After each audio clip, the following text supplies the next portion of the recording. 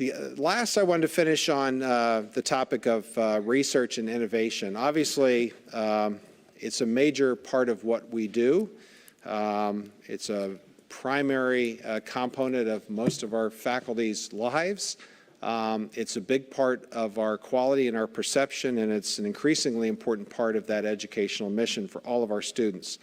And so I wanted to share with you some of the recent accomplishments in the innovation. Before I do that, let me just set the table. I'm going to show you some bragging rights, but I'm going to start with the premise that we're starting from a position of incredible strength. Pitt is one of the research giants in the United States.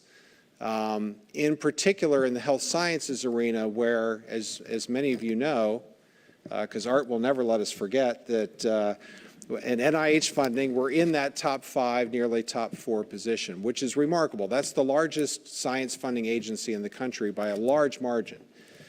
And the competition or our success in this area is only possible with the highest quality of faculty and researchers.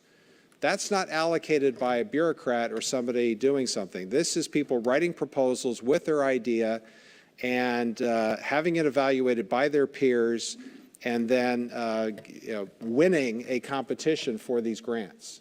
This is a brutally competitive space, particularly for these single investigator grants. And nowhere is it more competitive than in the NIH grant space, where we worry about the first-time success rate, which is barely above 10%.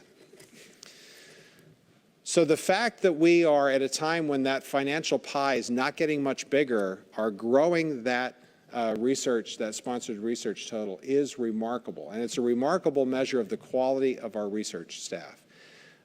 We are expecting this year to set a new all-time record for sponsored research. This eclipses the number that we last had in 2011, which I will remind you was an anomaly because the Recovery Act funding was in place, and we were up because of Recovery Act one-time funding in response to the economic downturn came to Pitt around that period between 2011, 12, and 13. And you can see when the Recovery Act funding left, and we've been on steady growth. This is a new all-time high for the university, including the Recovery Act years. So that's just remarkable.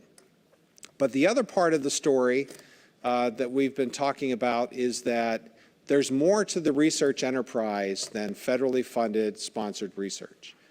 That there's all sorts of ways in which the research enterprise is done, including large team-based programs, highly collaborative multi-institutional programs, and basic research, which is the foundation of discovery, isn't the only way that research has an impact.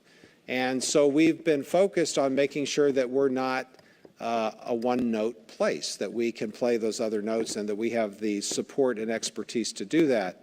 And I wanted to point out that on the innovation side, where some research activities can be commercialized, where instead of papers, the idea is to create intellectual property or inventions and disclosures and to have people monetize those ideas and turn them into new products and services, is something that we have been focused on, and the growth in these activities at the university is remarkable. But if you compare the 5-year period between 2010 and 14 and the last 5-year period, you can see that we're dramatically up in all of these areas. And the startup company formation rate is really striking, right? 128% increase over that period.